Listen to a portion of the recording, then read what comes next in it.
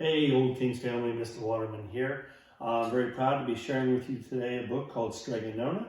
It's one of my favorite children's books of all time, written by Tomie dePaola, who unfortunately passed away the other night, and he's one of my favorite children's authors, so this is in honor of him. In a town in Calabria, a long time ago, there lived an old lady everyone called Strega Nona, which meant Grandma Witch. Although all the people in town talked about her in whispers, they all went to see her if they had troubles. Even the priests and the sisters of the convent went because Strega Nona did have a magic touch. She could cure a headache with oil and water and a hairpin. She made special potions for the girls who wanted husbands. And she was very good at getting rid of warts. But Strega Nona was getting old, and she needed someone to help her keep a little house and garden, so she put up a sign in the town square. And Big Anthony, who didn't pay attention, went to see her. "Anthony," said Strega Nona, "you must sweep the house and wash the dishes. You must weed the garden and pick the vegetables. You must feed the goat and milk her. And you must fetch the water. For this, I will give you 3 coins and a place to sleep and food to eat." "Oh, grazie," said Big Anthony. "The one thing you must never do," said Strega Nona, "is touch the pasta pot. It's very valuable, and I don't let anyone touch it." "Oh, see, yes," said Big Anthony. And so the days went by. Big Anthony did his work, and Strega Nona met with people who came to see her for headaches and husbands and warts. Big Anthony had a nice bed to sleep in next to the goat shed, and he had food to eat. One evening, when Big Anthony was milking the goat, he heard Strega Nona singing. Peeking in the window, he saw Strega Nona standing over the pasta pot. She sang, "Bubble, bubble, pasta pot, boil me some pasta and hot. I'm hungry and it's time to sup. Boil enough pasta to fill me up." And the pasta pot bubbled and boiled and was suddenly filled with steaming hot pasta. Then Strega Nona sang, Enough pasta pot. I have my pasta nice and hot. So simmer down my pot of day until I'm hungry another day." "How wonderful," said Big Anthony. "That's a magic pot for sure." And Strega Nona called Big Anthony in for supper. But too bad for Big Anthony, because he didn't get to see Strega Nona blow 3 kisses to the magic pasta pot. And this is what happened. The next day when Big Anthony went to the town square to fetch the water, he told everyone about the pasta pot. And naturally, everyone laughed at him because it sounded so silly. A pot that cooked all by itself? "You better go and confess to the priest, Big Anthony," they said. "Such a lie." And Big Anthony was angry, and that wasn't a very good thing to be. "I'll show him," he said to himself. "Someday I'll get the pasta pot and make it cook, then they'll be sorry."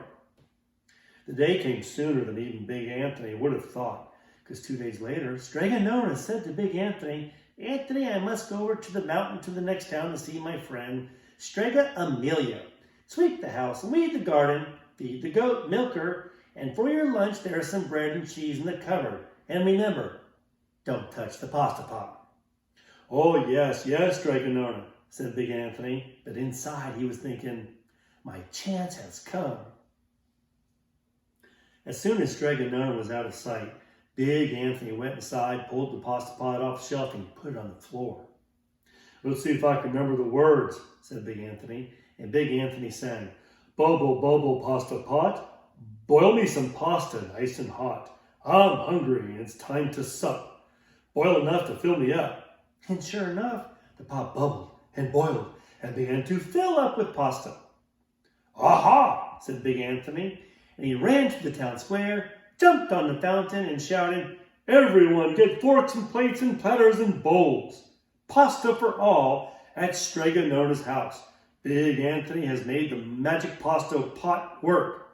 Of course, everyone laughed, but ran home to get forks and plates and platters and bowls. And sure enough, when they got to Strega Nona's, the pasta pot was so full it was beginning to overflow. Big Anthony was a hero. He scooped out pasta and filled the plates and platters and bowls. There was more than enough for all the townspeople, including the priest and the sisters from the convent. And some people came back for 2 or 3 helpings, but the pot was never empty. When all had their fill, Big Anthony sang, "Enough, enough, my pasta pot. I have my pasta nice and hot. So simmer down my pot of clay until I'm hungry another day." But alas, he did not blow the 3 kisses. He went outside, and to the applause of the crowd, Big Anthony took a bow. He was so busy listening to compliments from everyone, he didn't notice the pasta pot was still bubbling and boiling until a sister from the convent said, "Oh, Big Anthony, look." And pasta was pouring out of the pot all over the floor of Strega Nona's house and was coming out of the door. Big Anthony rushed in and shouted the magic words again, but the pot kept bubbling. He took the pot off the floor, but the pasta kept pouring out. Big Anthony grabbed a cover and put it on the pot, and he sat on it. But the pasta raised the cover, and Big Anthony as well, and spilled on the floor of Strega Nona's house. "Stop!" yelled Big Anthony. But the pasta did not stop, and if someone hadn't grabbed poor Big Anthony, the pasta would have covered him up. The pasta had all but filled the little house. Out of the windows and through the doors came the pasta, and the pot kept right on bubbling. The townspeople began to worry. "Do something, Big Anthony!" they shouted. Big Anthony sang the magic song again, but without the 3 kisses, it did no good.